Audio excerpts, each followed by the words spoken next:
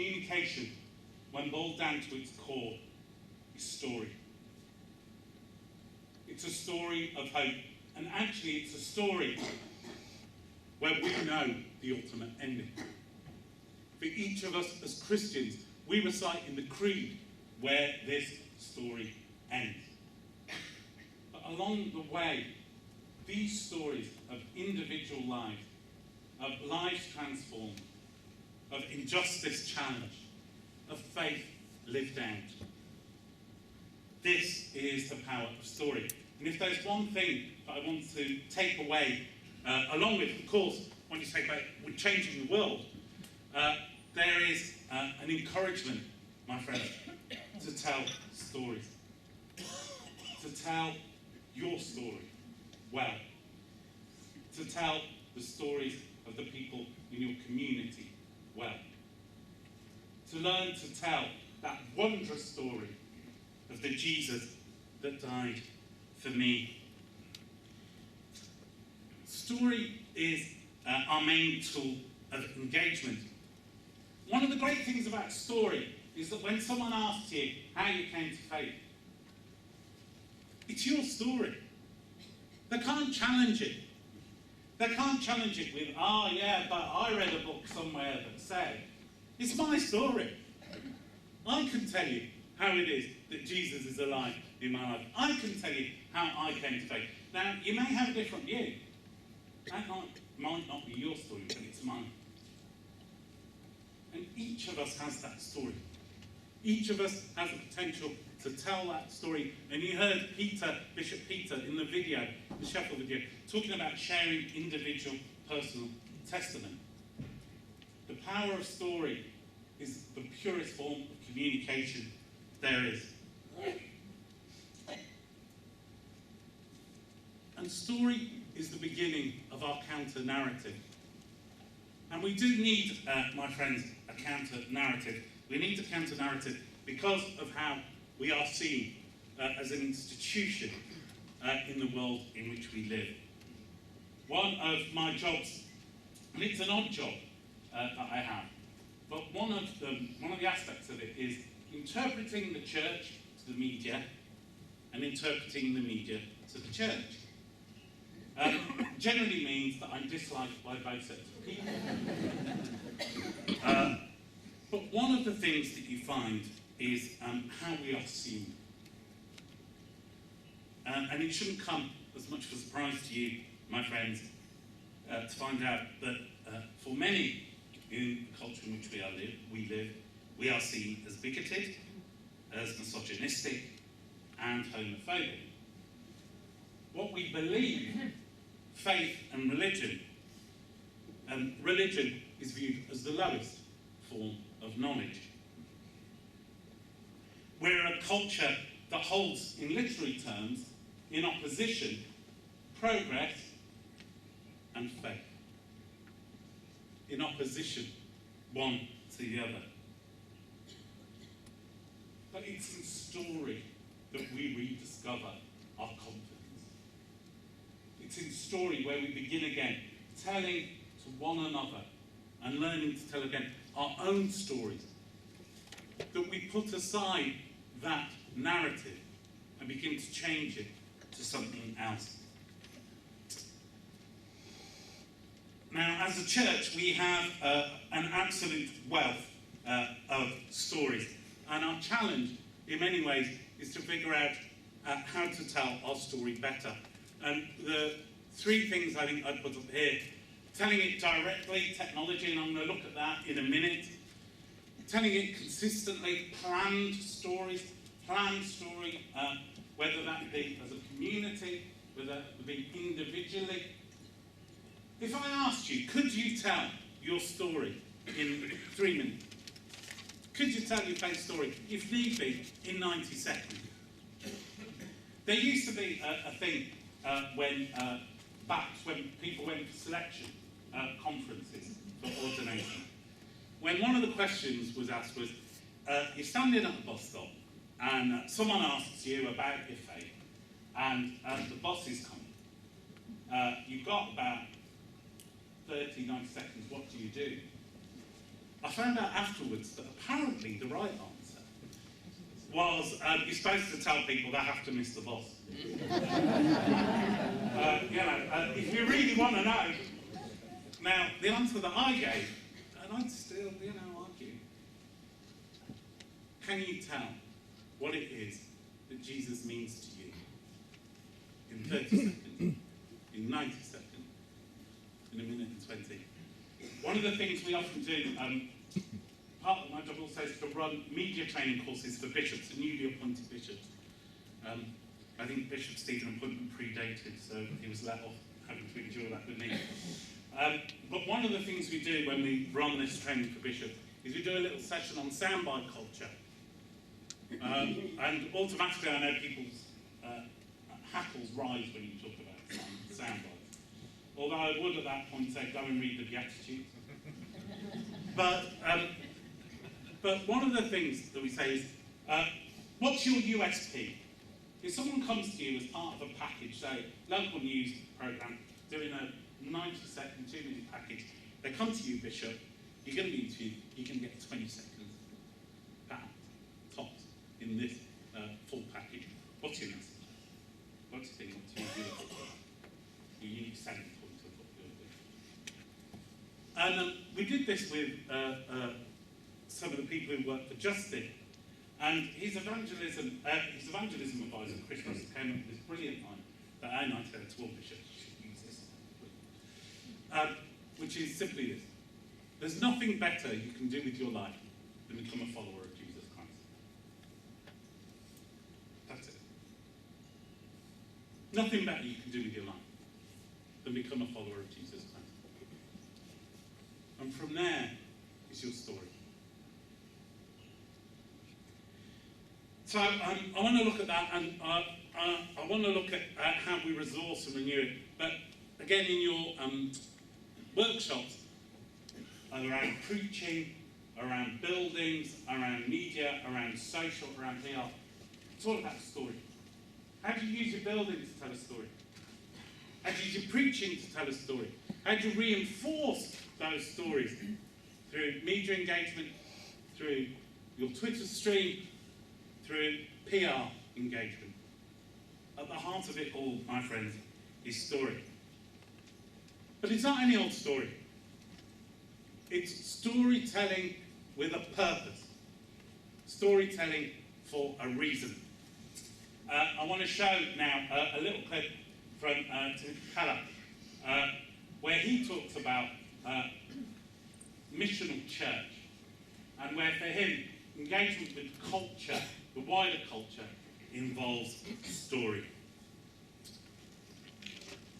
And hopefully this will now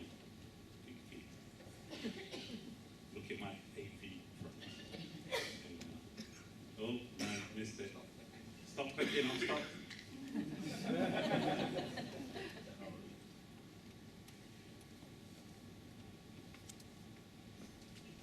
A missional church, for example, is characterized by a great deal of respect for people who don't believe. In other words, a missional church understands what it's like not to believe. And that permeates everything, every meeting. We understand what it's like not to believe. We understand the problems people have with the church.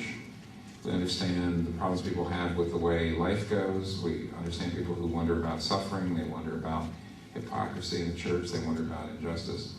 So because we understand that, the way the preaching goes, the way conversations happen in small groups, non-Christians can be there and not be offended by all the cracks about non-Christians, or not offended by statements about homosexuality, statements about other religions. They're not offended, and secondly, they're not totally confused. Because instead of just using evangelical subcultural jargon, we're always, in all of our conversations, everything from the education to the worship service to the preaching, we're always connecting the gospel to baseline cultural narratives, problems, hopes, aspirations. When non-Christians come in, they see that we inhabit the same world. We read the same magazines. We're struggling with the same issues in the neighborhood. They see that we're really being Christians in the same world that they live. And that has to, there's an awful lot of evangelical churches where a non-Christian comes in, they can't understand the jargon. They see an enormous us-them mentality. There's us good people and there's you bad people.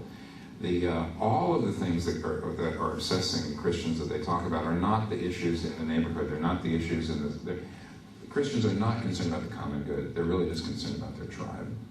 So when a non-Christian comes in and they hear all this talk, they're confused or offended and they're out. That's not a missional church. See, that's very different than just an evangelistic approach. Or let me put it one more way. One of our church planters from here who was trained here started a church in Berlin. Just got started. Was doing quite well. Downtown Berlin, young, secular people, almost all new Christians, single people, right in the heart of Berlin. And he came back and gave us a video of a girl, a young woman who had become a Christian. And he translated, it was in German, but what struck me was she told the story of how she became a Christian. She got to know Christian, which is the name of the pastor, and he talked to her about Christianity and gave her a book. And as she read the book, she came back and she said, "You can't be a Christian. You're just like me. You've read the same things. You're concerned about the city. You're concerned about you're just like, you can't be a Christian. You're just like me. Christians aren't like me." And then she said, "But then I realized you are a Christian and you're just like me, so maybe I could be a Christian."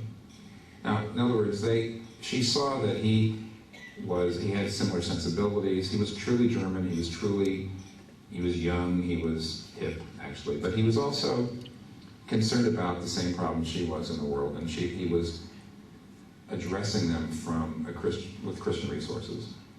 And I think an awful lot of non-Christians listen to Christians talking about the problems of the world, and they're a whole different set of problems. They don't hear Christians concerned about the same problems they're concerned with. When non-Christians see Christians addressing the common good and the problems that we all face as co-citizens in the world, using Christian resources, therefore maybe the people won't agree with us, but at least they see that we have the same heart. Then they can identify and say, maybe I could be a Christian too. But honestly, I think most non-Christians, when I see what Christians are obsessed with, they can't even begin to relate to them.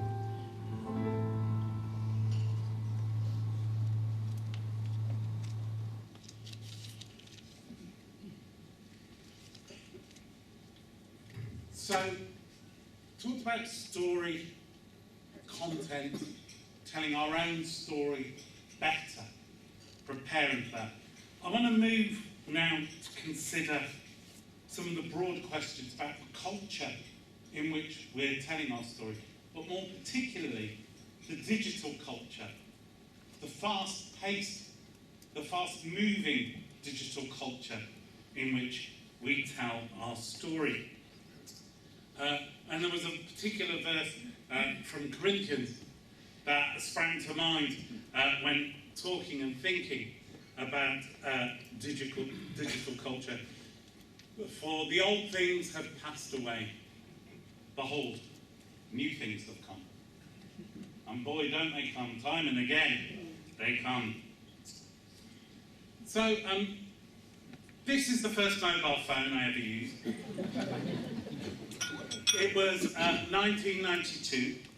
I was a student at Birmingham University. It was the general election. I was working in a campaign room in Longbridge. And part of our job was to phone in the returns from the canvassing of the polling stations. And this was the phone we were given to do it. And it really was as heavy and as huge and as ugly as it looked. It really did take you might put your back out carrying that around. I think mobile, it wasn't quite in terms of a phone. Fast forward 10 years, and in 2002, I was working in the Diocese of Birmingham as a communications officer, and this was my phone. It didn't send emails, it sent texts on a good day. But it really was a mobile phone. It was a phone that was mobile, that fitted in your pocket. I remember it had 3 games on it. one of which was called Snake. Yeah, yeah. I think that Snake would now be unlikely to satisfy the technical inquiry of my 7-year-old daughter. But this was a time when Nokia ruled the world. Everybody who had a phone had a Nokia phone.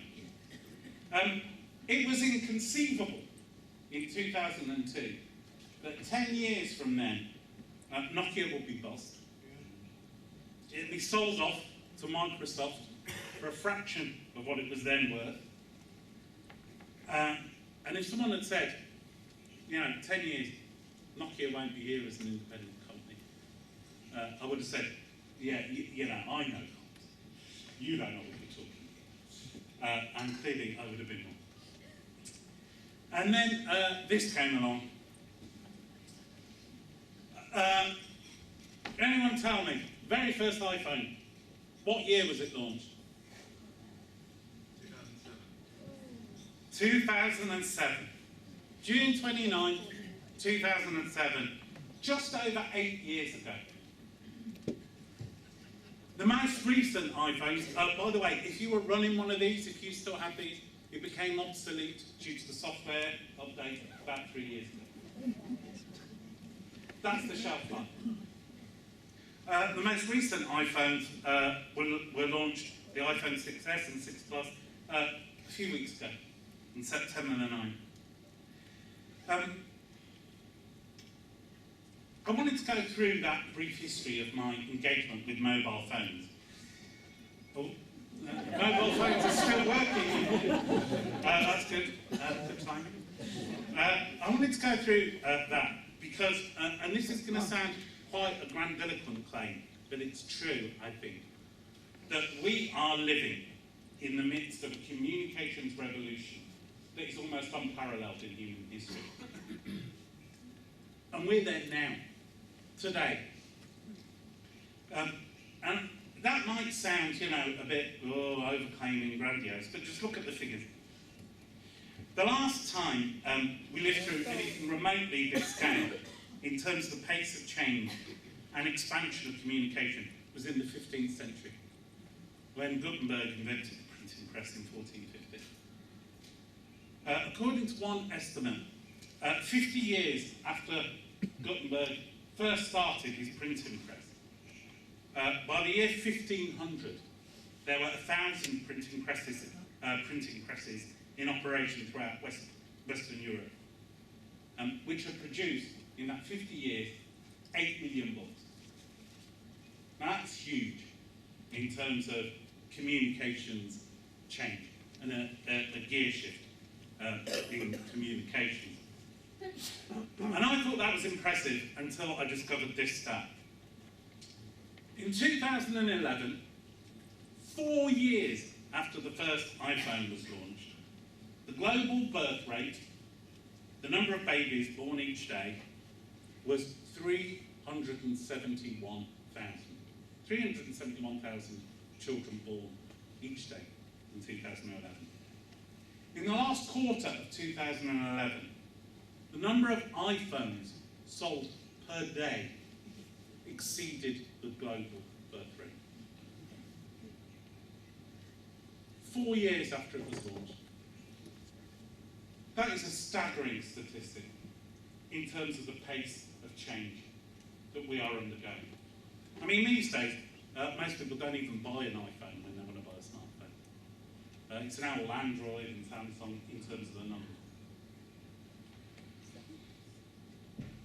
And there's a thing about this pace of change and this relentless pace of change. It's not just about the technology. It's about the impact of that technology upon our behaviours and upon our culture. Societal behaviours, how we behave as individuals, how we behave as a society, have been revolutionised by technology. Smartphones, tablets. By the way, anyone know when the first tablet was launched? Tablet, I'm reading mine from an iPad. Many of you have them in front of you. How long ago? 2010. Very first tablet. Very first one. And just think, within 5 years, the saturation. So this study, this piece of research was carried out in 2013. This is linking to the impact of technology on behaviour. So this 2013 study by Kellner, Parkins, Caulfield and Byers found that the average smartphone user, and this was in 2013, checks their phone on average how many times a day? 40? Now bear in mind, a lot of people are asleep for, 6-7 hours a day. Arguably. 40 times, 90 times, 150 times. 150 times a day. And that was 2 years ago. And if you think that's challenging, I'll come on to this in a minute. According to a new report published just 2 weeks ago, school children as young as 12 are routinely waking in the night to check social media.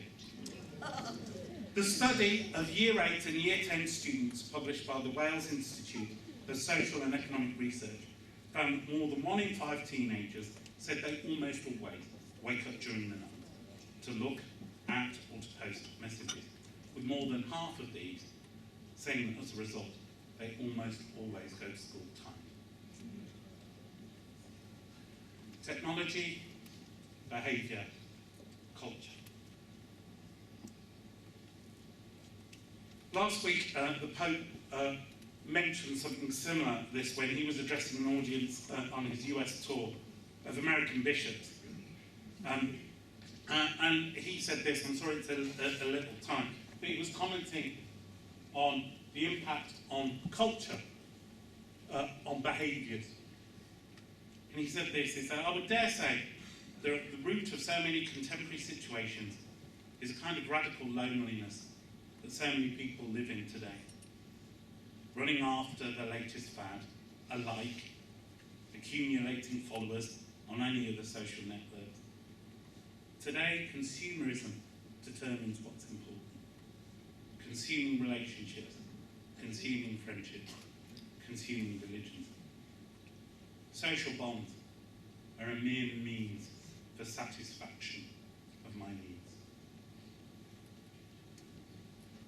So there's a challenge here. There is a challenge on how technology is impacting upon individuals.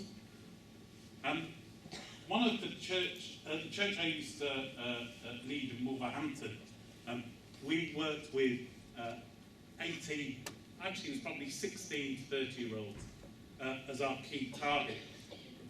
And the role that social media played was phenomenal, but one of the things that you saw very early on is people got their affirmation through likes or responses to pictures they posted. So it's particularly an issue amongst young women whose self-esteem, whose self-confidence depended on reactions to photos that they would post of themselves or to comments about them that other people have posted. This impact of social media is something that leaves us with a choice. Do we say, this is evil, this is challenging, so we won't go there?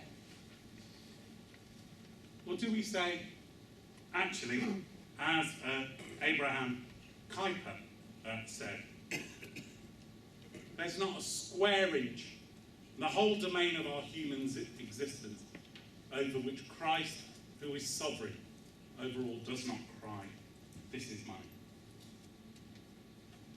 Over the digital space, over social media, over all of these things, this too is part of God's kingdom. So then the challenge for us, I think, is how do we, remembering that we have this story to tell, how do we engage in this space confidently and modelling what it can be to use this space well? I want to finish by looking at some of the ways we've tried to do that from the National Office in London. Some of the ways that we dipped our toes in the water and some of the ways that we're looking to do that more. So to begin with, we looked at the trends. The trends that we were identifying. I don't think it's too controversial to say that the communications office that I came into in London was a very professional comms office, but it was a very professional 20th century comms office. It was reactive, it was word-based, it was very corporate, but what it wasn't was set up to respond to these changes that we've been looking at. It's that fast-paced change. That means you've done the lap of change, you've set yourselves up to do it, and you know that there is very little time before you've got to do it again. And again. Because that is the society and the culture, the pace of change which we are in. And engaging, responding, not in terms of fad, but in terms of appropriateness, of utilising them, is a challenge. But if we are to tell our story, if we are to change the world, that includes changing the digital world also. So these were three of the trends we identified. One was the change from written word to image. We know this. The amount of stuff that's uploaded to YouTube every day, the use of a video to see John's Gospel rather than necessarily to hear it read. There is a change in our culture, particularly amongst the millennials, particularly amongst the young, that moves from written word to image. Do you want to be retweeted? Stick a picture on it. The stats say you stick a picture on a tweet, it is 10 times more likely to be retweeted than if not. The use of image, Instagram, a huge business now, Instagram, simply on image. That was one of the trends. The other, transmission to relational. So what I'm doing now is transmissional communication. I transmit, you receive. We specialise at this on Sundays. 6 foot above contradiction. To use the old phrase in the pulpit. But one of the things that particularly social media has done is to change that model to a relational model. So it's no longer just, here is the Church of England's latest tic-tac on X. Here's our statement, and people go, well, that's rubbish. And I'll tell you why that's rubbish. It's rubbish because of this, and this. And that opens up a conversation for us to say, interesting you say that, but actually, we think it's this, and here's why. Whereas before, I think, in that previous model, it was, here's what we think, nail it into the cathedral door or whatever you want. And people can read it in that way. And just to say, of course, in terms of the relational communication model, our understanding of what the Trinity is and who God is, in Father, Son, and Holy Spirit, is the perfect example of relational communication reinforcing. And the final one, the move from reactive to proactive. There was a time, I think, and certainly perhaps actually when I started doing church comms back in 2000, when you actually could sit and wait for the phone to ring. Journalists had your number. People wanted to know, even where's my local church? I don't know. There was a phone number. Now, who's going to ring up to find out where their local church is? If they want to know what your opening times are, baptisms are they really going to ring? Where are they going to go?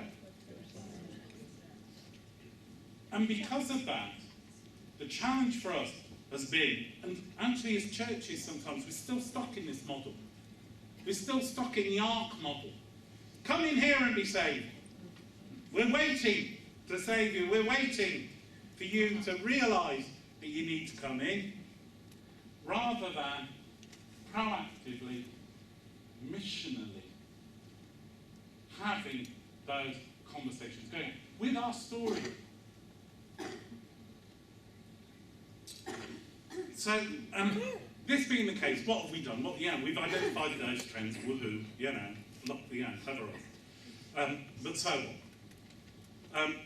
There are various things we have sought to do over the past 3 years, and I share these with you just a couple now. There's an example of how we're trying to use story better. So this isn't everything we've done, but it's a flavour. Oh, there was one more actually, there's one more before I get to that. It's to recognise that these things, Facebook, Twitter, YouTube, whatever, they're not really just a fad, they're now established channels. So there was a time, very few of you in this room looking around will remember, when television was quite new. And people thought it was a fad. Yeah, the very thought of having televisions in our churches was a sacrilege. It would infect our worship. It would impact upon it. We couldn't, you know, sing songs or worship or in front of a camera. And now, which church would turn down that opportunity? If the BBC comes on, can we broadcast live in your church? And yet it wasn't all that long ago that we thought, actually, television, yeah, it's a little bit invasive. You know, we're not really up for that. Social media are now as established channels as radio, as television. I was going to put up here a picture of Katy Perry, but I thought, first I'd ask, who knows who Katy Perry is? Okay. How many followers does Katy Perry have on Twitter? 173 million. Katy Perry is a broadcasting institution in herself through Twitter. And the way that this has changed out, there's a daytime American host, Brett Hoberman or something, the name's wrong, yeah. And he talked about how after he reached 20 million followers on Twitter, Microsoft got in touch with him and said, every time you tweet, if you mention the word Bing, which is our search engine, we'll pay you $300,000. So if you just mention Bing, 20 million of your followers will see what we're talking about. You're promoting our search engine. So yeah, he'd do it every night. You know, this is not a fad. This isn't just going to go away. How we engage with it is important. So I'm running out of time, so very quickly, here are the things that we have found and done. The one thing that we find that gets responded to in our social media channels more than anything else is prayer. There was a time, I remember working in Birmingham when Holly and Jessica were killed. Around the same time the Queen Mother died, it wasn't all that long ago. And we would put on special services. 9/11, the special service. We opened up books of condolence in the cathedral, and people queued out the door to light a candle, sign a book of condolence, because they could see what was happening, and they wanted to show solidarity. They wanted to say, yeah, I too am concerned and moved by this. In the digital world, how do we enable people to light that digital candle? How do we enable them to say Amen by the click of a button? How do we enable them to identify with, we put up the prayer for Paris for Charlie Hebdo, I think about 2 hours. We have a television running in the office on the news channel. So the breaking news was there, we were seeing it, we were watching it unfold.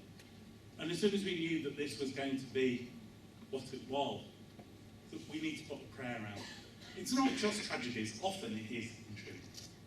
It's not just, we also did, you know, prayers for when the Queen became the longest serving, even did one, I think, for the royal baby. But they get retweeted hugely, more than anything else that we do, because people want to say Amen. They want to light a digital candle. And not all of these people are Christian. The people who are retweeting, they want to say, in the midst of suffering, I want to identify and bring hope. So we found more and more that prayer is where the digital space is lacking. Well, there isn't that much going on in prayer. And so when you do it, when you promote it, when you try and do it, and as we see, it's an image. We do it as an image because we know if you put a picture, what happens? More retweets and all the rest. So there's an image around with it that we post.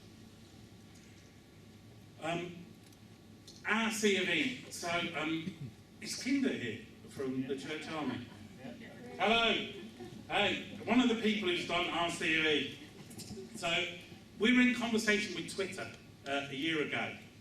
We meet with them on a semi-regular basis to say, this is what we're planning on doing, how can you help us, can you support us? And they talked to us about something called At Sweden. And the Swedish Tourist Office wanted to increase the number of visitors to Sweden. So what they did, they set up this account called At Sweden and gave it to 52 people around Sweden, one a week. Say, tweet what's brilliant about Sweden. And then they use that to tell the story of how great Sweden is, so that other people have come. And it's worked really, really well. Their numbers went up, and people were saying, oh, I didn't know you could do that. Oh, there was this, there was that. So we did this, and we thought, we have stories to tell. Very often with the stuff we do with the media, it's news. Usually it's horrid, usually it's negative, usually it's nasty. But all the stories in our parishes and our churches, all that we do in our communities, all that we do, where does that get heard? So for 1 week, every week of the year, someone takes over this account to tell about the story and the life of the C of E. If you are up for doing this, if you are up, this is something we put out. People approach us now. Been going for about a year. It's been shortlisted for an award. But if that's something that you want to do and are looking to do, please do get in touch with us. We'd love to have more people telling their stories on there. And lastly, something we're going to launch in a couple of weeks, which is Church Live. Twitter do something called Periscope. Using the phone, you can broadcast live from anywhere using your mobile phone. So again, when we were talking to Twitter, they said, have you thought about broadcasting your church services live on the internet via Periscope? And we said, oh, that's an idea. So we tried it in a couple of places. Tried it in a church in Lincoln that normally gets 53 people at their Sunday service. Via Periscope, broadcasted live off their phone, they had 600 people engaging with their service that Sunday from a global audience. As of a couple of weeks' time, our first one's going to be at church in Sussex, where Canon Andrew White, Vicar of Baghdad, is coming to speak to them. So we're going to broadcast that live via Periscope. We'll advertise it and people can tune in. And what it's doing what we do well and trying to get that message out there.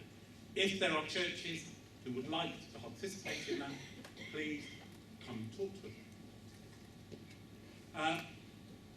And finally, just for the last story, where we find more and more, the three areas for us as comms are core. Telling stories. How do we use more audio, more video, more infographic? We launched a podcast in November, the C of E. We now do a weekly podcast. It comes out every Thursday. You can download it from iTunes or SoundCloud, Woodies, or other places. We started in November with no listeners at all. Now we're in the top 100 of religious downloading podcasts. The top 10 are all kind of, Bethel Church, Keller, and all these people. So we're not going to compete with them with, a couple of people in London on a big but we're there, we're putting stuff, and we're putting out good stories. Again, stories. The thing about the podcast, listen to it because you can use it to tell stories about what we are doing as a church all around the country, and also looking for stories. Mars Hill, the thing about engagement, apps, tools. Daily Prayer app. Has anyone used or seen the Church of England Daily Prayer app? We got a wonderful photo of the Archbishop using it in a tank while it was being driven around in a tank. We've had 50,000 downloads of the app very early on. And it's been brilliant. The response we get, the reason I mentioned the tank, is people saying, I can pray anywhere now with this thing. It just enables me to pray anywhere. So again, using that space, engagement, and enabling training. And we're doing a lot of training around social media. There's stuff here. We've done stuff elsewhere. I want to end, as I started, I'll finish the future project, with a story. Oh, back one. A few years ago, I was looking for a biography of Martin Luther King and came across this by David Garrow called Ben Cross. The book isn't an easy read. Its level of detail is sometimes challenging, as evidenced by the 200 pages of footnotes, sources and references at the back. But the book was worth the effort because I learned things that I didn't previously know about Dr. Martin Luther King. I learned of his vanity for fine clothes. I learned of the affairs that he conducted while he was married and his wife was at home looking after their small children. I learned that this man, a hero of mine, since my teenage years, had feet of clay, and like me, was a sinner. But I read too of how God used him. I read of the prayers offered up alone one night at a kitchen table, which received an answer and provided Martin Luther King with the necessary call and affirmation to fight the civil rights, cause of civil rights. I also learned about the number of times he was almost assassinated, the foil plots, the stabbing by a woman who was mentally ill and almost killed him. But I learned too of the speech that he delivered to a rally the night before he died, and the achingly prophetic manner in which he ended that speech as he reflected on the journey that he had been on and that of Moses leading the Israelites to the promised land. And I want to finish with this and just a commendation at the end.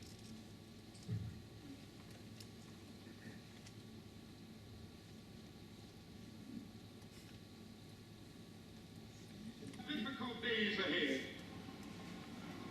But it really doesn't matter with me now, because I've been to the mountaintop. I don't mind.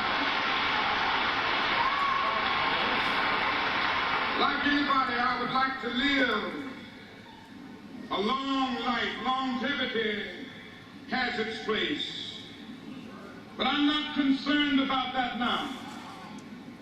I just want to do God's will. And He's allowed me to go up to the mountain. And I've looked over, and I've seen the promised land. I may not get there with you, but I want you to know tonight that we as a people will get to the promised land.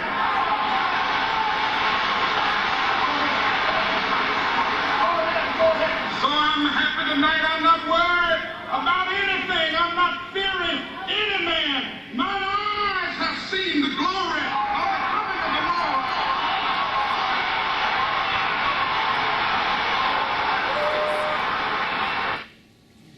And if you go to Kate Bruce's preaching workshop this afternoon, you too. My friends, we know where this story ends. Our story ends in triumph. Our Redeemer lives.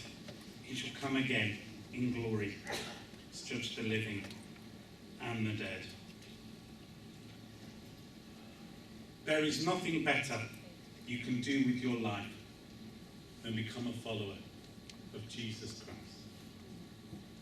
May that be each of our stories as we seek to communicate the love of God. Thank you.